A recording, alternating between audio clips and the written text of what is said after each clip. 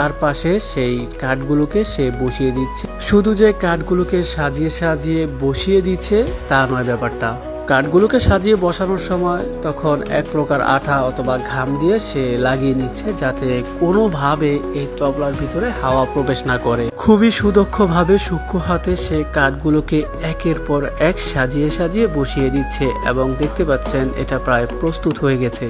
এবং এই কাঠের চারপাশে যে একটা দড়ি বাঁধা হয়েছে সে দড়ি দিয়ে কাঠগুলোকে টাইট দিয়ে নিচ্ছে যাতে কোনো ধরনের ফাঁকা না থাকে। তারপর দেখতে পাচ্ছেন একটা বাটালের সাহায্যে এই তবলার কাঠগুলোকে ঘষে একদম ফিনিশিং করে নেওয়া হয়েছে।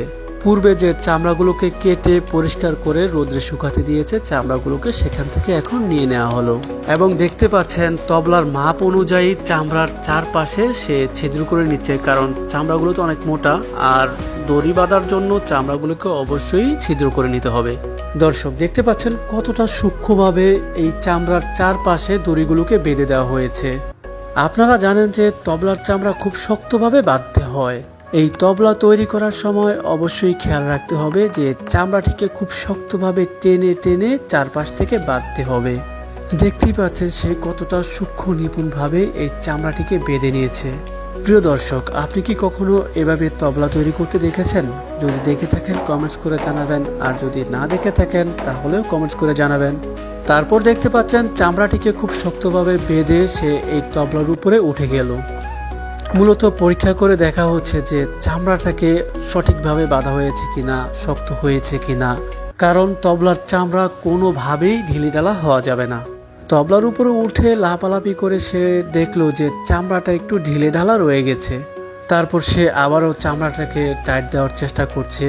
তার শরীরে যতটা শক্তি আছে সে সম্পূর্ণ শক্তি প্রয়োগ করে চামড়াটাকে টাইট দিচ্ছে একটা দড়িতে পেঁচিয়ে পেঁচিয়ে।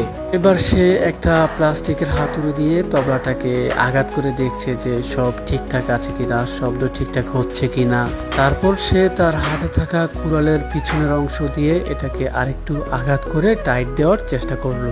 এখন মূলত এই চামড়াটিকে জায়গা মতো আটকে রাখার আসল কাজ। তারপর তবলাটির চারপাশে কলম দিয়ে মেপে সেখানে সে স্ক্রু লাগিয়ে দিচ্ছে। এই স্ক্রুগুলোকে মূলত ফিন স্ক্রু বলা হয়। তারপর ধাপে ধাপে এই স্ক্রুগুলোকে তবলার চারপাশে মাপ অনুযায়ী আটকে দেওয়া হলো। দেখতেই পাচ্ছেন প্রিয় দর্শক সে তবলাটিকে কতটা দক্ষভাবে তৈরি করেছে এবং দেখতে কতটা সুন্দর এবং আকর্ষণীয় লাগছে।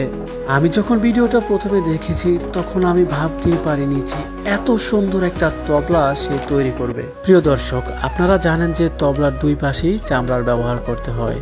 প্রথমে এক পাশের চামড়াটিকে যেভাবে সে দক্ষতার সাথে লাগিয়ে